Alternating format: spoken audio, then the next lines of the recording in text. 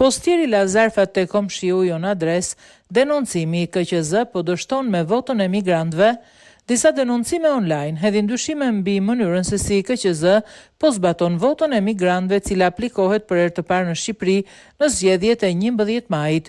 Qytetarë shqiptar që jetojnë jashtë vendit thonë se i kanë gjetur zarfrat e votave të lëna te komshiu i tyre dhe në data të ndryshme dhe orare të ndryshme nga ai që kanë planifikuar. Erdhën nuk pas ka qenë kaq e vështirë sa dukej. Postieri jo vetëm personalisht, por që nuk na kërkoi, por as pjesëtar të familjes nuk kërkoi.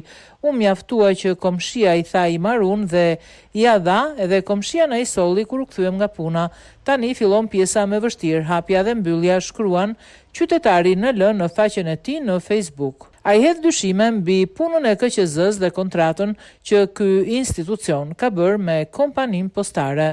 Është e kuptueshme që kanë shkelur kontratën, ama kontrata duhet të përfshinte orare ekstra dhe ditë të shtuna për të bërë të mundur dorëzimin e zarfit në dorë. Ndryshe, askush nuk lë dot punën për të pritur postierin. Shqetësim ky që e kam shprehur në një postim pak më herët, që postieri në fakt ma bëri më të lehtë shprehet denoncuesi. Ai madje evidenton mos funksionimin e orarit dhe datës, pasi sipas tij tjetër orar e datë ka zgjedhur ai dhe në tjetër kohë i ka mbritur zarfi, jo në adresë të tij, por tek fqinji. Pikërisht, njoftimi dhe linku erdhën për oraret disponibël, ishin 8 me 15 nga e hëna në të premte.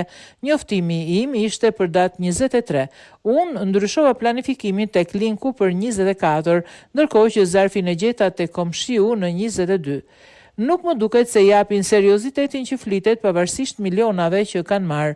Shqetësim për këtë çështje shprehu edhe deputeti i Partisë Socialiste, i cili kërkoi që të bëhet kujdes me administrimin e votës e migrantëve. Vota e diasporës është një proces i kushtueshëm për buxhetin e shtetit, rreth 10 milion euro, dhe çdo abuzim do të ishte i dënueshëm.